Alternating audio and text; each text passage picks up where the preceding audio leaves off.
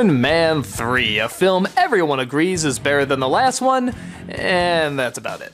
People are split about whether or not this is actually a really good, entertaining film, but once again, it almost doesn't matter because it stars the person you all come to see, Robert Downey Jr. I'm beginning to think you can put this guy as Tony Stark in Batman and Robin, and he would somehow still make it work. But with that aside, does the film actually work as a whole? Well, it depends on the point of view you're coming from. Okay, so Tony Stark is back in his hometown after the events of the Avengers. One major downside though is that now he's getting panic attacks. Yeah, kind of out of nowhere, they try to explain it, that yeah, if you go through this you might get panic attacks too, but I don't know, isn't that a little strange that Tony Stark is getting this? I mean, this is a guy that survived terrorist attacks, he had to replace his heart with this metal light thingy. I know they're trying to add this layer of realism, but that seems a little odd. But whatever, he's being threatened by the terrible Mandarin, the leader of a terrorist organization that vows to take him down. After nearly killing his bodyguard, Tony Stark swears to go after the Mandarin and does the incredibly foolish thing of giving him his home address on public TV for all the world to see, with no plan after that. And, big friggin' shock, the Mandarin comes after him and blows the house up. This may be the single dumbest thing a superhero has ever done.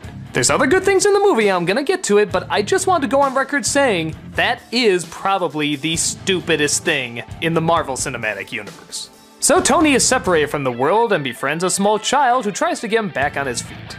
Along the way, discoveries are made, secret plans are revealed, and of course, even more action and crazy technology starts to get going. Okay, so let's once again talk about the good stuff. The action in both Iron Man movies seemed very minimal and didn't always play that much to the strength of the plot. Here, it's a lot better. There's not only a wide variety of different action scenes going on, but they're incredibly creative, incredibly funny, and don't seem pointless. Each one advances the story somehow.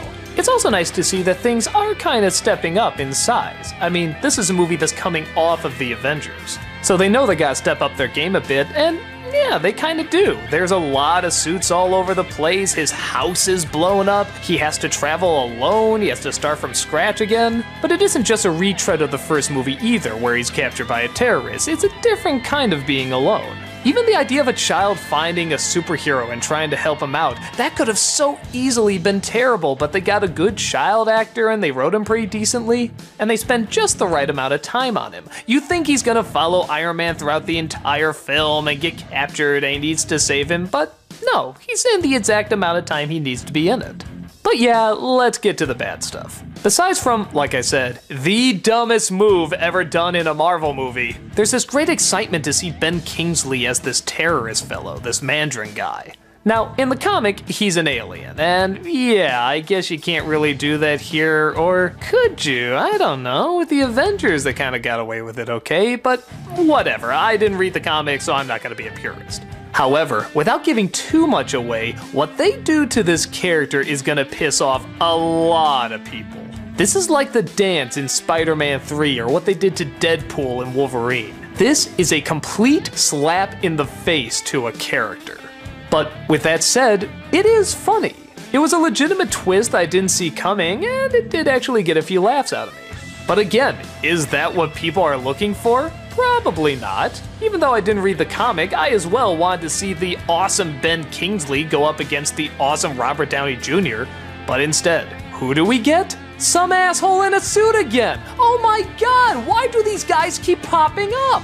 Nobody cares if he wrongs someone out of a business or something. It's a comic book movie. Give us comic book villains. Every time you always have in these Iron Man movies, they're either embarrassing, out too early, or embarrassing again.